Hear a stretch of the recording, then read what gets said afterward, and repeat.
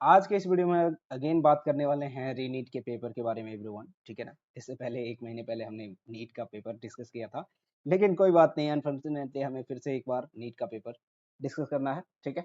तो आज हम इस वीडियो को शुरू करते हैं। चलिए, हमारे पास वो ऑलरेडी बहुत कम टाइम है, हम लेट हो चुके हैं। तो ये क्वेश्चन क्या कर रहा था कि among the following option the correct trend in the electron gain enthalpy. Electron gain enthalpy का ट्रेंड बताना था एवरीवन। तो ये हम सब जानते हैं, बहुत ही बेहतरीन तरीके से हमारे पास पीरियोडिक टेबल में एनसीईआरटी में क्लियरली मेंशन है। तो आप, मुझे लगता है कि सबने करेक्ट किया होगा। और करेक्ट ऑर्डर क्या था? क्लोरीन का सबसे ज्यादा होगा, फिर फ्लोरीन का, देन फिर आयोडीन, सॉरी ब्रोमीन्स का, फिर हमारे पास आयोडीन का। तो अगर जिसने भी करेक्ट किया है बहुत अच्छी बात है, अगर नहीं करेक्ट किया तो थोड़ा सा कोई बात नहीं, कभी कभी मिस्टेक्स हो जाती है, लेकिन मुझे लगता है सबने किया होगा। तो चलिए मैं दिखाता हूँ आपको कि कहाँ से ये क्वेश्चन आया था। ठीक है, ये केमिकल बॉन्डिंग से नहीं, पीरियोडिक टेबल से क्वेश्चन पूछा गया था, है ना। और ये पीरियोडिक टेबल के इसी पार्ट से है, ठीक है, बहुत ज़्यादा वो नहीं है। आप क्लियरली देख पा रहे हो? अगर आप नहीं देख पा रहे हो तो मैं दिखाता हूँ, है ना। ये आप देखो, तो क्लोरीन का क्या है, 349 सबसे ज़्यादा है, फिर उसके बाद फ्लोरीन है, देन हमारे पास ब्रोमीन है, देन हमारे पास आयोडीन। तो ये ऑर्डर बनेगा एवरीवन। मुझे नहीं लगता कि किसी को बहुत ज़्यादा तकलीफ हुई होगी। तो कौन सा ऑर्डर आ जाएगा? Chlorine, fluorine, bromine, iodine. तो डी ऑप्शन हमारा सही हो जा रहा था, ठीक है। क्वेश्चन है एवरीवन, जिसमें कि आप देख पा रहे हो कि जस्ट ही एकदम बहुत इजी क्वेश्चन पूछा था, जिसमें कि दो स्टेटमेंट हमारे पास दिए गए हैं। और ये देख पा रहे हो कि क्या है, ये कोऑर्डिनेशन कंपाउंड से पूछा गया है, कोऑर्डिनेशन कंपाउंड से। तो बहुत इजी क्वेश्चन है। स्टेटमेंट 1 कह रहा है क्या?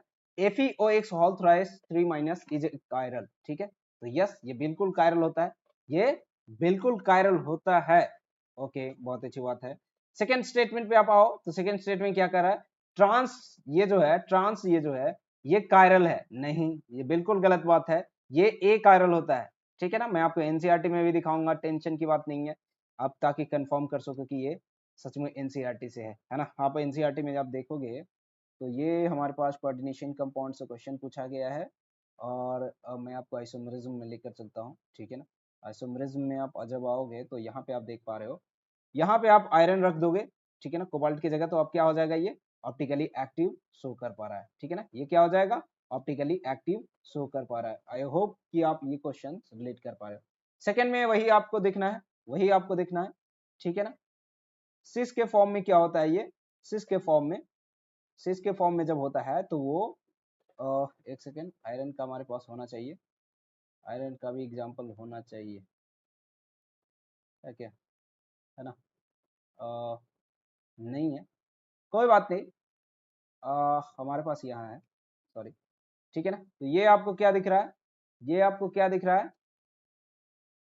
ठीक है ना, CrH2O हॉल, ये आपको क्लियरली दिख रहा है कि ये जो है बिल्कुल भी ट्रांस वाला जो है क्या है, ऑप्टिकली एक्टिव नहीं है। Out of two, out of two मतलब कि ये जो दोनों दिए गए हैं, दोनों इंटिटीज, उसमें क्या है? सिस वाला केवल कायरन है out of the given compound. ये देखो, आप डायरेक्ट इसी से पूछा गया है, और इसमें डायरेक्ट कहा है कि सिस जो है ऑप्टिकली एक्टिव है, ट्रांस नहीं है, ठीक है ना। जब हम देख रहे होते हैं कैसे ऑप्टिकली एक्टिव वो देखते हैं और नहीं देखते हैं, तो वो उस टाइप की डिस्कशन की बात है। अगर वो आपने क्लास मिस की होगी तो आपको पक्का गलत हुआ होगा, है ना। मुझे लगता है सबने सही किया होगा, किसी का गलत नहीं हुआ होगा, है ना। चलिए आगे बढ़ते हैं एवरीवन, ठीक है। तो इसका आंसर क्या था? पहला सही, दूसरा गलत। तो कोई है ऐसा जो मैच कर रहा हो? हाँ, ये वाला मैच कर रहा था, है ना। आगे बढ़ते हैं, ठीक है। और कोई क्वेश्चन है? ये देखो, एक और बहुत ही इजी क्वेश्चन पूछा गया है डायरेक्ट एनसीईआरटी से, बायोमोलिक्यूल्स। हमने कल भी वीडियो अपलोड किया था, बट बहुत ही कम लोगों ने उस वीडियो को देखा था, और बहुत कम लोग देख कर गए थे। इसका मतलब ये है कि जितने लोग देख कर गए होंगे 100% उनका सही हुआ होगा, क्योंकि हमने अल्फा हेलिक्स स्ट्रक्चर के भी बारे में बहुत अच्छे से बात की थी, और मैंने वहां पे बताया था कि ये जो है राइट हैंड स्क्रू होता है, बहुत अच्छे से बताया था, है ना। ये क्या होता है? राइट हैंड स्क्रू, हमने दिखाया था एनसीईआरटी के फिगर में भी, ठीक है। ये क्या होता है? Right hand screw. तो ये पक्का गलत हो गया, ठीक है ना, क्योंकि ये कह रहा है left hand. Tertiary structure of proteins has 2 और मोर पॉलीपेप्टाइड सब यूनिट। ये क्वार्टेनरी के लिए वैलिड है, ये क्वार्टेनरी के लिए वैलिड है, ठीक है ना। क्लियर है? तो ये भी गलत हो गया। अब आते हैं 3 में। तीसरा ऑप्शन तो यूं ही गलत हो गया कि युकी जो है ऑप्टिकली एक्टिव, हम लोग क्वार्टेनरी के लिए नहीं बात करते हैं, ठीक है। टर्सरी और उससे छोटे वालों के लिए बात करते हैं, ठीक है ना। अब बात करते हैं सबसे लास्ट वाला ऑप्शन। तो ये हमें सही दिख रहा है, क्योंकि बीटा प्लेटेड सीड स्ट्रक्चर की मैं बात करूं तो उसके अंदर हमारे पास इंटरमोलिकुलर हाइड्रोजन बॉन्डिंग होता है, ठीक है ना। उसके अंदर क्या होता है, हाइड्रोजन बॉन्डिंग। भरोसा नहीं है तो एक और फिर से एनसीईआरटी चलते हैं, एनसीईआरटी में हम आते हैं और क्या बातें करते हैं, हम बात करते हैं स्ट्रक्चर के बारे में। तो ये हमारे पास वो रहा, हमने बहुत ही बढ़िया से ढंग से बताया था आपको सबको, ठीक है, ठीक है ना। इसलिए मैं कहता हूँ एनसीईआरटी को जरूर फॉलो करें। Alpha helix is one of the most way in which the polypeptide chain all the hydrogen bonded by the right hand. आप देखो क्लियरली यहाँ पे राइट हैंड मेंशन किया हुआ है। और क्या है, और आप देखोगे तो बीटा प्लेटेड स्ट्रक्चर की बात करूँ तो ये क्या है, स्ट्रक्चर और nearly the maximum extension lead by the side by side held together by the intermolecular hydrogen bonding. तो इस लाइन से हमारे पास री नीट में फिर से पूछा गया था, री नीट में फिर से पूछा गया था। आप यहाँ पे देख भी पा रहे हो कि ये पॉलीपेप्टाइड चेन जो है हाइड्रोजन बॉन्डिंग में जो है इंटरमोलिकुलर हाइड्रोजन बॉन्डिंग हो रहा है, ठीक है ना। इसी तरीके से आप जब देखो थर्ड सेकंड ऑप्शन की मैं बात करूं तो वहां पे क्या कह रहा था कि some of the proteins are some of the protein are composed of two और मोर पॉलीपेप्टाइड चेन। ये किसके लिए वैलिड है, क्वाटरनरी के लिए, लेकिन ऑप्शन में किस में क्या ले कह रहा था, टर्सरी के लिए, ठीक है ना। ठीक है, तो इस तरीके से हम क्या कह सकते हैं कि फोर्थ वाला जो है, फोर्थ वाला ऑप्शन, ठीक है, वही यानी कि बीटा स्ट्रक्चर वाला केवल सही है, बाकी जो है गलत हो गए, बाकी जो है गलत हो गए, है ना। तो क्या आंसर था, डी इज द राइट, यानी कि अगर फोर्थ ऑप्शन है तो fourth option is the right answer for the question number जो भी है। अब हमारे पास एक और बहुत ही इजी क्वेश्चन है, एक और बहुत ही हमारे पास इजी क्वेश्चन है। तो इसके लिए मैं आपको एक क्या करता हूँ, ठीक है, एक जो है स्लाइड ऐड कर लेते हैं, ठीक है। ये हमारे पास ये है तो इसको हम एक्सप्लेन कर लेते हैं। एक सेकेंड, थोड़े से हम बात कर लेते हैं इसके स्ट्रक्चर की। तो ये क्या है, पैरानाइट्रोटोलुइन है जो कि रिएक्ट कर रहा है अल्कोहलिक एमिनोफेर के साथ। तो ये वाले स्ट्रक्चर में जब भी हम आते हैं, ठीक है ना, जब भी ये इस तरीके का क्वेश्चन पूछा जाता है, ठीक है, तो KMNO4 क्या करता है, बेंजीन के ऊपर जो भी लगा हो, ठीक है ना, बेंजीन के ऊपर जो भी लगा हो ये वाला CH3 ग्रुप अगर जो भी है वो जस्ट COOH में कन्वर्ट हो जाता है, ठीक है ना, वो जस्ट COOH में, बाकी का सेम रहेगा, ये कुछ नहीं करेगा। तो ये हमारे पास कह रहा था कि ये ज्यादा एसिडिक होगा कंपेयर टू बेंजोइक एसिड। तो ये हमारा बेंजोइक एसिड होता था, ठीक है। तो ऑफकोर्स ज्यादा एसिडिक होगा क्योंकि हमारे पास इलेक्ट्रॉन विड्रॉइंग ग्रुप NO2 लगा हुआ है ना। तो ये ज्यादा एसिडिक हो गया। सिमिलरली अगर मैं बात करूं, ये जो है फर्दर रिडक्शन कर रहा है SnHCl के साथ। जब आप क्वेश्चन को ध्यान से पढ़ोगे तो यही कह रहा था। तो ये जब SnHCl के साथ रिएक्शन करेगा तो ये क्या हो जाएगा, CH3 तो CH3 ही रह जाएगा, लेकिन ये जो NO2 पैरा ग्रुप पे लगा हुआ है वो NH2 में कन्वर्ट हो जाएगा, NO2 क्या हो जाएगा, NH2 में कन्वर्ट हो जाएगा। और इसका जब हम कंपेयर करेंगे एनिलीन के साथ, एनिलीन के साथ, तो क्या हो जाएगा, ये जो है ज्यादा बेसिक हो जाएगा, ये ज्यादा बेसिक हो जाएगा compare to the basic aniline, ठीक है ना। ये क्या हो जाएगा, ज्यादा बेसिक हो जाएगा सिंपल एनिलीन की तुलना में, ठीक है ना। आगे बढ़े, आगे बढ़े तो इसका आंसर क्या हो जाएगा, इसका आंसर हो जाएगा ऑक्सीडेशन ऑफ पैराटोल्यूइन, ठीक है ना, oxidation of paratoluene, oxidation of paratoluene with the alcoholic acidic KMNO4 give acid then it is stronger than benzoic acid, ठीक है, तो बिल्कुल सही बात है। दूसरी तरीके से ये भी सही बात है, दोनों बिल्कुल स्टेटमेंट हमें सही दिख रहा है। तो क्या हो जाएगा, स्टेटमेंट 1 एंड स्टेटमेंट 2 दोनों करेक्ट होनी चाहिए। तो है क्या, बोथ स्टेटमेंट 1 एंड ओके। सो ये हमारा सेकंड ऑप्शन सही हो रहा है ना।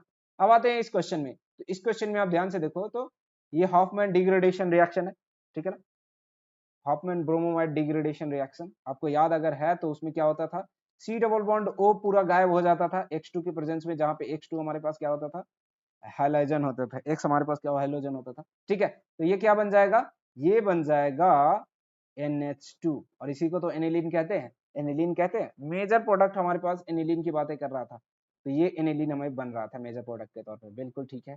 और क्या हो जाएगा, और हमारे पास यहाँ पे आप देखोगे तो इसका हाइड्रोलिसिस हम करते हैं, एसिडिक हाइड्रोलिसिस।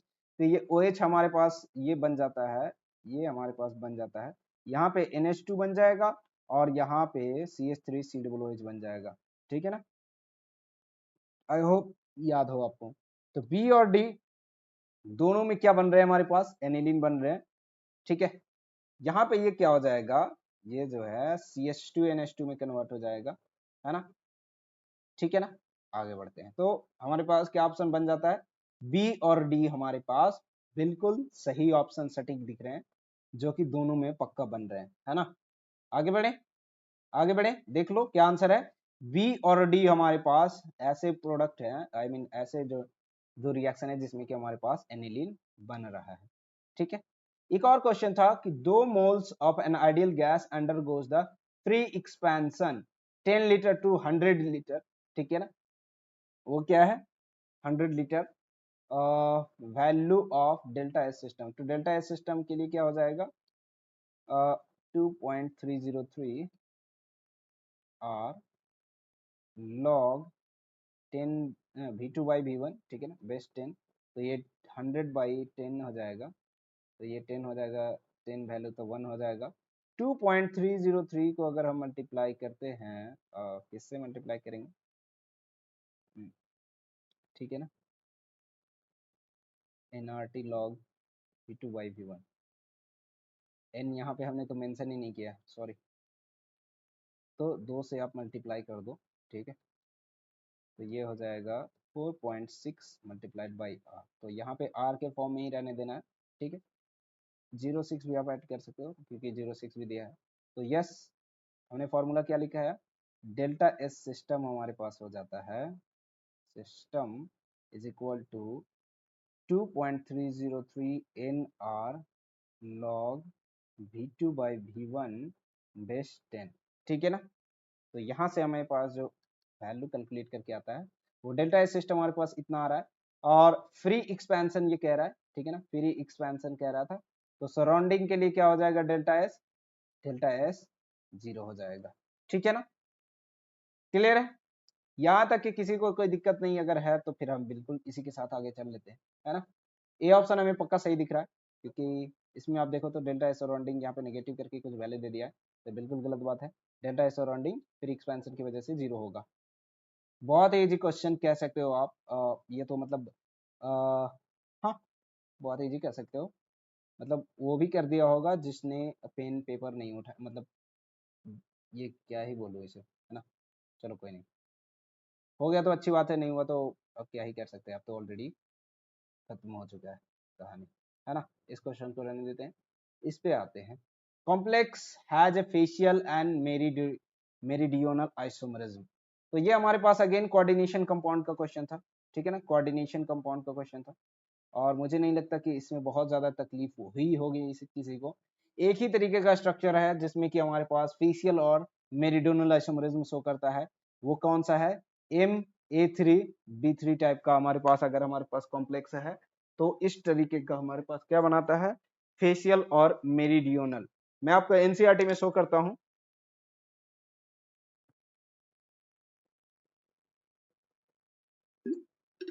एक सेकेंड, मैं आपके एनसीईआरटी में दिखाता हूं कि कहां से ये क्वेश्चन पूछा गया था। तो मेरे पास एनसीईआरटी है, बिल्कुल है, मेरिडियोनल, हाँ ये रहा हमारे पास, I hope it is visual. अरे क्या हो रहा है भाई, मेरिडियोनल एंड फेशियल, ये हमारे पास है। आप देखो ध्यान से देखो तो ये डायरेक्ट CONH3 दिस इज, ठीक है ना।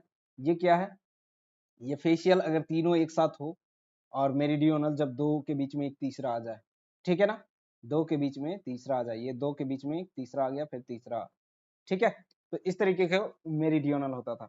तो MA3B3 टाइप का कौन दिख रहा है आपको, ये दिख रहा है, और कोई अदर दिख रहा है, नहीं दिख रहा है, तो इसको टिक करो, आगे बढ़ो, बहुत ही इजी। हमको हमको रिसर्च थोड़ी करनी है ना, तो इजी है ना, देखा कितना इजी था।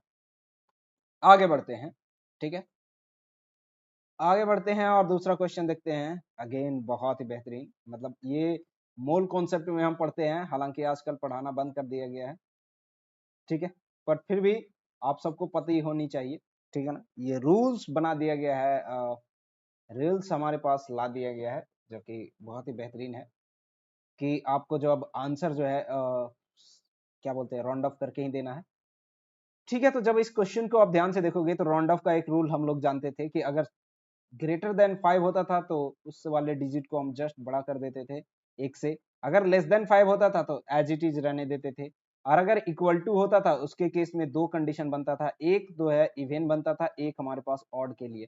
इवन वाला हमेशा सेम रह जाता है, ऑड वाला एक से बढ़ जाता है। ठीक है, तो यहाँ सेम करेंगे। ये कह रहा है कि 3 डेसिमल तक 3 फिगर होना चाहिए डेसिमल पॉइंट के बाद। तो ये अगर 17.01454 डिजिट है तो इसको 3 डिजिट में कन्वर्ट करना है। तो 5 के पहले हमारे पास 4 है जो कि एक इवन नंबर है। ठीक है ना, इवन के केस में हमने क्या बोला, कोई भी चेंजेस नहीं करेंगे, सेम रहेगा। ऑड के केस में क्या हो जाएगा, ऑड के केस में वो नंबर एक से ज्यादा बढ़ जाएगा। तो ये हो जाएगा 17.014 और ये वाला नंबर हो जाएगा 21.023 के जगह 4 आ जाएगा। तो ये दो नंबर ऐसे हैं जो हमें फाइनली मिलेंगे कब, राउंड ऑफ कर देंगे तब। ठीक है, तो हमें एक ही ऑप्शन दिख रहा था और वो है 17.014 एंड 21.024। क्लियर है, बहुत ही इजी और बहुत ही बेहतरीन कॉन्सेप्ट। ठीक है, क्योंकि ये वाले बच्चे तो याद रखते हैं पर ये वाले कंडीशन में भूल जाते हैं, है ना। बच्चे क्या, टीचर भी भूल जाते हैं। ऐसा नहीं है कि टीचर को याद भी रहता है, मतलब हमेशा जो जो रेगुलर प्रैक्टिस में है उसको तो याद रहता है, लेकिन बहुत दिनों के बाद अगर कोई टीचर भी देखे तो वो भी भूल जाता है ना। चलो आगे बढ़ते हैं। ओके, एक और बहुत ही इजी क्वेश्चन हम कह सकते हैं, the amount of CO2 gas evolved upon complete combustion. Complete combustion कह रहा था, इसका मतलब CO2 गैस ही केवल बनेगा, कार्बन मोनोऑक्साइड की बात ही नहीं होगी, है ना। हमें किसको जलाना है, एन ब्यूटेन। एन ब्यूटेन क्या होता है, C4H10। इसको ऑक्सीजन के प्रेजेंस में जलाते हैं और ये बनता है CO2 और XH2O। XH2O, ठीक है ना, XCO2 और YH2O बनता है, Y/2H2O बनता था, सबको याद अगर है तो बहुत अच्छी बात है। CXHY जो है X प्लस Y/4 के साथ Y/4 H2O के सॉरी O2 के साथ रिएक्शन करके XCO2 प्लस Y/2H2O बनाता है। आई होप सबको याद होगा, ठीक है ना। तो यहाँ पे जब हम 4 वैल्यू पुट करते हैं x के लिए, y के लिए 10 पुट करेंगे, ठीक है, तो ये क्या बन जाएगा, ये 4 टाइम्स और ये 5 टाइम्स हो जाएगा, है ना। तो एक मोल से आप देख पा रहे हो कि 4 मोल हमारे CO2 बन रहे हैं। तो यहाँ पे n मोल हमारे पास निकालना चाहिए ब्यूटेन का। तो वो मास दिया हुआ है ब्यूटेन का, वो कितना है 116। तो मोलर मास हमारे पास ब्यूटेन का कितना हो जाएगा, C4H10 का। तो 12 48 48 और 10 58, 58 ग्राम हमारे पास क्या है, मोलर मास। तो हम यहाँ से मोल से निकाल लेंगे C4H10 का, तो वो आ जाएगा 116 डिवाइडेड बाई 58 और ये जो हो जाएगा 2 के बराबर आ रहा है। तो एक मोल से 4 मोल बन रहा है, इसका मतलब 2 मल्टीप्लाइड बाई 4 मोल हमारे पास बनेगा, इतना मोल CO2 बनेगा। इसका हम वेट निकालेंगे तो 8 मल्टीप्लाइड बाई CO2 का मोलिकुलर वेट 44 होता है।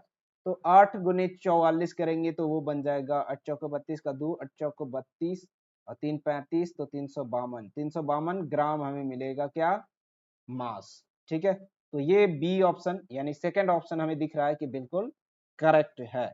ठीक है ना, ठीक है, ये बहुत सा इजी इजी, बार बार मैं यही कह रहा हूँ क्योंकि वाकई में इजी क्वेश्चन है।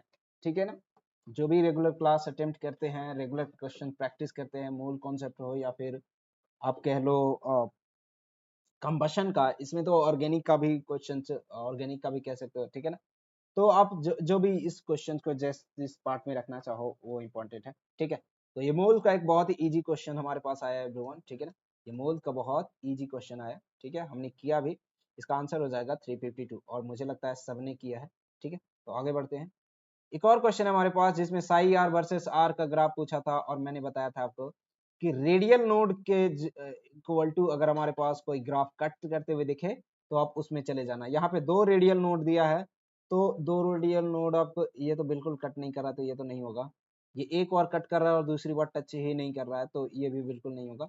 इसमें एक रेडियल नोड बनने के वो होंगे। ठीक है, ये वाला में मुझे दिख रहा है कि 2 बार कट कर रहा है, बिल्कुल। ठीक है ना, ये क्या हो रहा है, 2 बार कट कर रहा है, एक तो यहाँ और दूसरा यहाँ, है ना। और क्या बन रहा है, बिल्कुल दूसरा कट करने के अलावा तीसरा कोई ऑप्शन है ही नहीं। तो ये क्या हो जाएगा, यस, ये हमारे पास 2 रेडियल नोड बनेंगे। तीसरा हमारे पास इसमें आप देखो तो ये तो बिल्कुल नहीं है, ये तो बिल्कुल नहीं है। तो यही हमारा एक ऑप्शन बनता है जिसमें कि सही हो रहा है। तो ऑप्शन क्या है, सी इज द राइट आंसर। ठीक है, इस तरीके के क्वेश्चन को हम बहुत इजी क्वेश्चन कहते हैं और क्या ही बताओ, ये हमारे पास एटॉमिक स्ट्रक्चर का बहुत ही इजी सा क्वेश्चन समाप्त होता हुआ, है ना। चलो देखते हैं। ये हमारे पास केस में मोल कॉन्सेप्ट में आप रख लो। ये हमारे पास क्या है, मोल कॉन्सेप्ट क्या ही कह लो, क्योंकि बहुत ही इजी क्वेश्चन है और आया भी है। ये हमारे पास एक्चुअली ये क्वेश्चन जो है कोऑर्डिनेशन कंपाउंड से इस बार 2-3 क्वेश्चन पूछ रहे थे, बहुत अच्छी बात है, कोई बात नहीं, है ना। एक सेकेंड, ये क्वेश्चन हमने डिस्कस किया। अब बात करते हैं नेक्स्ट क्वेश्चन। इसमें आपको क्वेश्चन जो दिया है ये क्या कह रहा है, which are the following carbocation the following carbocation is stabilized by interaction of the empty p orbital with, ठीक है ना, empty with, ठीक है। तो देखो क्या है इसका आंसर, क्या हो जाएगा, है ना, बहुत इजी। क्या ये डिफिकल्ट लग रहा है, क्या ये डिफिकल्ट लग रहा है, ठीक है। तो ये हो जाएगा फिलेड सिग्मा, फिल्ड सिग्मा, ठीक है, एंड फिलेड पाई ऑर्बिटल, ठीक है ना। ये जो आपके पास दिख रहा है ये कार्बोकैटायन, वो किससे इंटरेक्ट करेगा, यहाँ पे जो इम्पिटी है वो फिलेड सिग्मा बॉन्ड से और पाई ऑर्बिटल से कनेक्ट करेगा, ठीक है ना। सो इसका आंसर हो जाएगा 2, ठीक है। आगे बढ़े। 1:3 ए 1:3 electrolyte in aqueous solution is, तो ऐसे एग्जैक्टली कुछ कहा नहीं है इस क्वेश्चन के बारे में, बस इसने मेंशन कर दिया इलेक्ट्रोलाइट जो है एक्वस सॉल्यूशन में 1:3 दे रहा है, सॉरी 1:3 दे रहा है, मतलब क्या है, तो इसका मतलब एक ही हो सकता है, ठीक है ना, कि एक हमारे पास कार्बोकैटायन है और 3 हमारे पास कार्बो एनायन है। इसी तरीके से हमारे पास एक बन सकता है, ठीक है ना। या तो फिर एक तो मतलब ऐसा कह सकता है कि एक कंपाउंड है उसमें इतने इलेक्ट्रोलाइट है, लेकिन यहाँ पे इलेक्ट्रोलाइट की ही बात की है, तो हमें लगता है कि कार्बोकैटायन और कार्बो एनायन का ही रेशियो जस्ट पूछा था। तो इसमें जो बच्चे कंफ्यूज हुए होंगे, पक्का 3 और 4 में कंफ्यूज हुए होंगे, लेकिन इसका आंसर हम क्या मारेंगे, 4 मारेंगे, ठीक है ना। क्यों हमने 4 मारा है, क्यों हमने 4 मारा है, अगर आप इस क्वेश्चन को आप ये पूछ रहे हो, तो क्योंकि ये कह रहा है इलेक्ट्रोलाइट्स का रेशियो दिया हुआ है एक्वस सॉल्यूशन में। अब इलेक्ट्रोलाइट्स क्या है, ठीक है, इलेक्ट्रोलाइट्स क्या है, उसमें एक कटायन और 3 एनायन। जब इस कंपाउंड को ब्रेक किया जाएगा, ये जब ब्रेक होगा तो ये बनाएगा CONS3 का होल 6 3 प्लस, ठीक है, प्लस 3Cl माइनस। तो ये आपको एक कार्बोकैटायन मिला, ठीक है, एक कटायन मिला और 3 एनायन मिला, ठीक है। तो रेशियो क्या हो जाएगा कटायन और एनायन का 1:3, ठीक है ना। क्लियर है, बहुत ही इजी सा क्वेश्चन हमारे पास हो गया। दिखने में तो बहुत ही इजी हो सकता है, लेकिन बच्चे स्टूडेंट कंफ्यूज पक्का इसी बात पे हुए होंगे, है ना। ओके, आगे बढ़ते हैं।